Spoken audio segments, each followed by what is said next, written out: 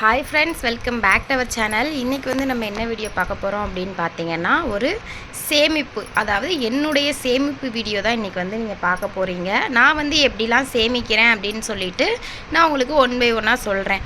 ஏற்கனவே வந்து நம்ம ஈஸியாக வந்து இல்லத்தரசிகள் மாதம் வந்து 1000 ரூபாய் எப்படி சேமிக்கலாம் அப்படின்னு சொல்லிட்டு ஒரு வீடியோ போட்டோம்.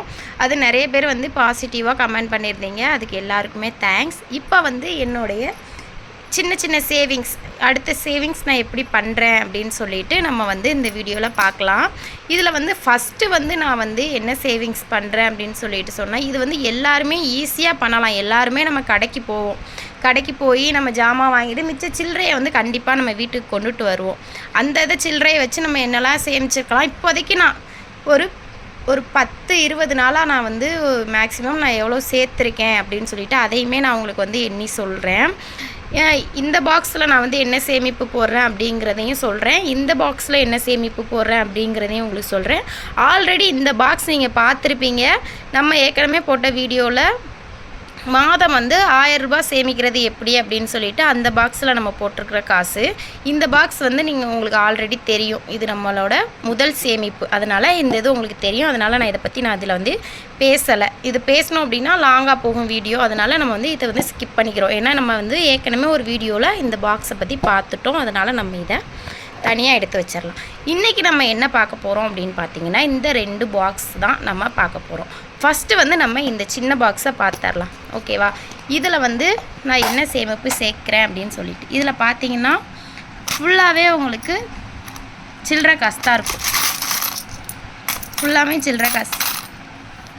ஏன்னா நான் டெய்லி வந்து கடைக்கு போயிட்டு வரும்போது எனக்கு கடையிலேருந்து மிச்சம் உள்ள சில்லறை காசு எல்லாத்தையுமே நான் வந்து இந்த பாக்ஸில் வந்து போட்டு வச்சுருவேன். இப்போ இந்த பாக்ஸில் வந்து ஒரு 20 நாளாக நான் போட்ட காசு தான் இதுக்குள்ளே இருக்குது. ஹஸ்பண்ட் வந்து அவங்க கடைக்கு போயிட்டு வந்தாலுமே நான் அந்த சில்லறை காசை வந்து இதில் போட சொல்லிடுவேன். அவங்க இதில் போட்டுருவாங்க. ஹர்ஸுமே இதில் சில்லறை காசு எங்கேயாவது கிடந்துச்சுன்னா ஹர்ஸு வந்து இந்த டப்பாவில் போட்டுருவான். இந்த டப்பா வந்து நம்ம செல்ஃபில் எப்போவுமே இருக்கும். இப்போ இந்த டப்பாவில் எவ்வளோ காசு இருக்குது அப்படின்னு சொல்லிட்டு நான் உங்களுக்கு எண்ணி சொல்கிறேன். சிறு துள்ளி பெருவெள்ளம் அப்படின்னு சொல்லிட்டு சொல்லுவாங்க. இந்த சிறு துள்ளியில் பெருவெள்ளம் எவ்வளோ இருக்குது அப்படின்னு சொல்லிட்டு நான் இப்போ உங்களுக்கு எண்ணி சொல்கிறேன். இப்போ ஃபைனலாக பார்த்தீங்கன்னா நம்மளோட சேமிப்பு எல்லா சில்லறை காசையுமே நான் வந்து எண்ணிட்டேன். இப்போ டோட்டல் எவ்வளவு இருக்குது அப்படின்னு சொல்லிட்டு பார்த்துடலாம்.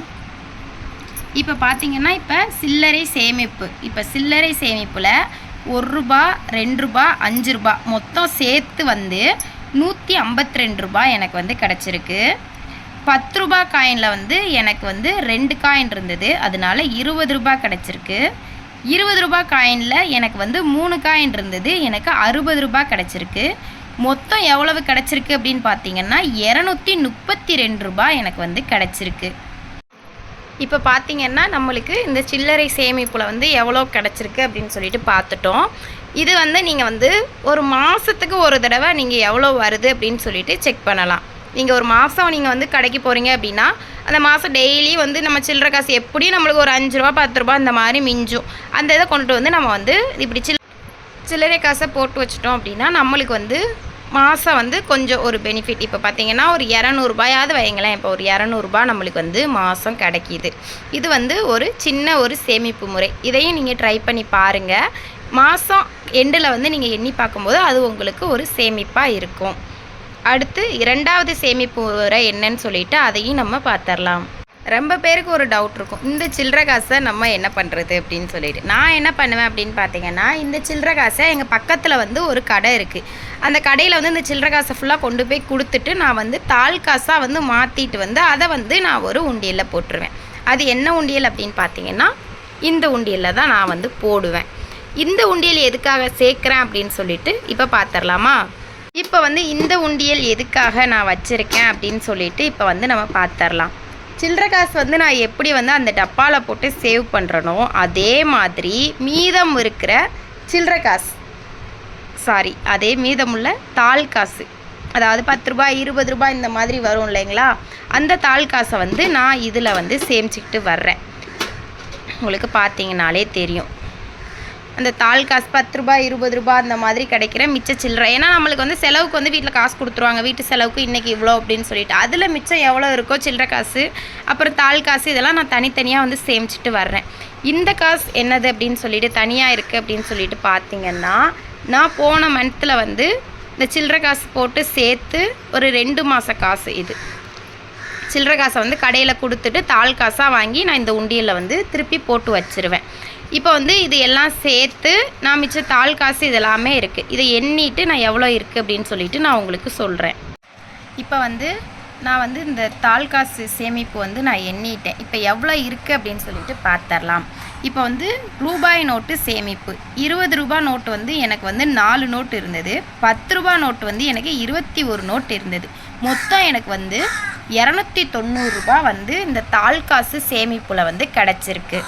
இந்த இது வந்து பார்த்திங்கன்னா நான் வந்து ஒரு 2 மாதம் நான் சொன்னேன் பார்த்தீங்களா, 2 மாதம் சில்லறை சேமிப்பை நான் கடையில் கொடுத்து நான் வந்து தாள் காசாக மாற்றி வச்சுருக்கேன். இதில் எவ்வளோ இருக்குது அப்படின்னு பார்த்தீங்கன்னா 350 ரூபாய் இருக்குது. இது நம்ம வந்து இப்போ கணக்கில் எடுக்க போகிறது கிடையாது. இப்போ வந்து நான் இந்த இதுக்கு உள்ள சில்லறை சேமிப்பை வந்து நான் உங்களுக்கு சொல்லியிருக்கேன்.